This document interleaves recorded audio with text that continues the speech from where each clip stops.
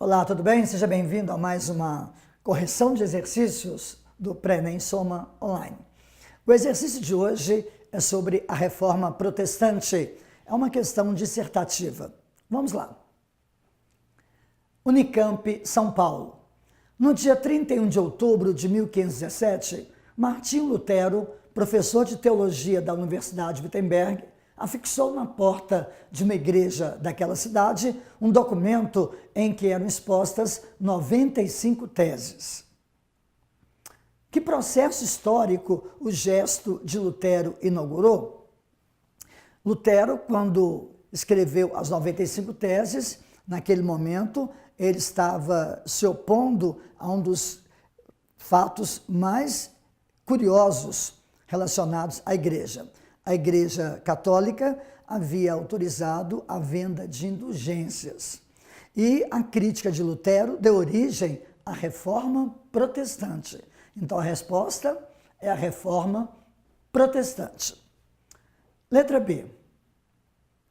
Cite duas práticas adotadas pela Igreja condenadas por Lutero.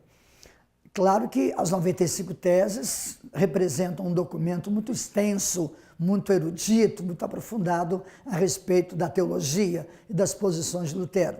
Mas fica bem claro a crítica à venda de indulgências, né, lógico, mas também há, dentro dessa obra chamada as 95 teses, há outras críticas. Vamos ver então quais são as críticas mais importantes que Lutero estabelece contra o comportamento da igreja e que estão nas 95 teses. Vamos lá. A venda de indulgências e a negociação de cargos eclesiásticos.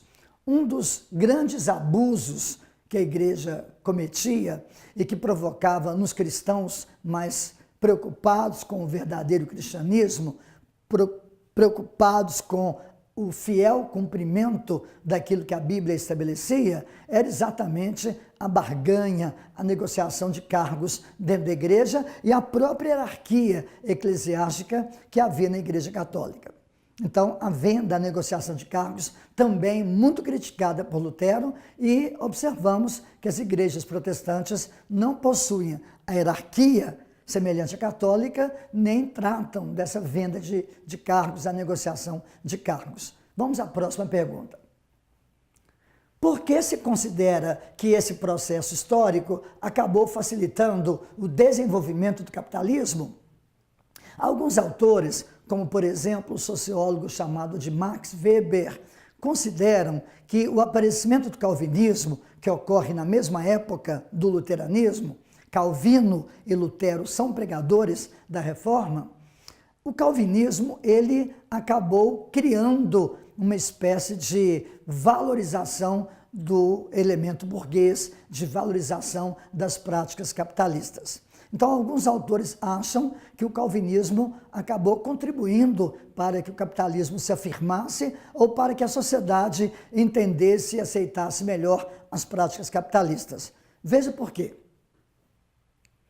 A religião calvinista, surgida na época da Reforma, criou uma ética religiosa favorável aos valores burgueses capitalistas ao relacionar a predestinação à salvação à prosperidade adquirida pelo trabalho. O calvinismo considera que a nossa salvação depende da vontade de Deus. Isso é chamado de servo-arbítrio ou de predestinação. Bom, o interessante é que o calvinismo considera que a prosperidade adquirida pelo trabalho é um dos sinais da predestinação à salvação.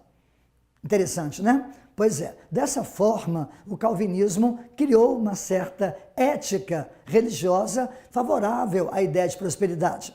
Enquanto a Igreja Católica Romana considerava a pobreza uma virtude, o calvinismo, ao contrário, considera a prosperidade uma virtude. Vamos à próxima pergunta. Por que as teses luteranas interessavam a nobreza alemã? É bom lembrar aqui que quando Lutero começou a pregar a reforma a partir das 95 teses, ele teve apoio de uma parte da nobreza alemã.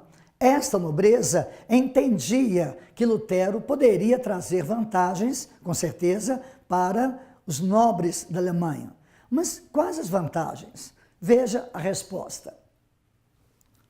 A reforma luterana poderia livrar a nobreza da interferência papal nos estados alemães. Além disso, Lutero colocou-se ao lado dos nobres contra as revoltas camponesas na época.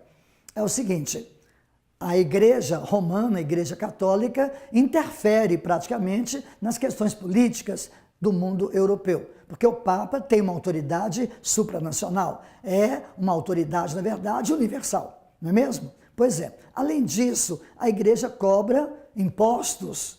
Os impostos arrecadados nos estados alemães vão para Roma, vão para os cofres do Papa, os cofres da Igreja Romana. É claro que se uma igreja surgisse na Alemanha e fosse independente da Igreja Romana, seria um ótimo negócio para a nobreza.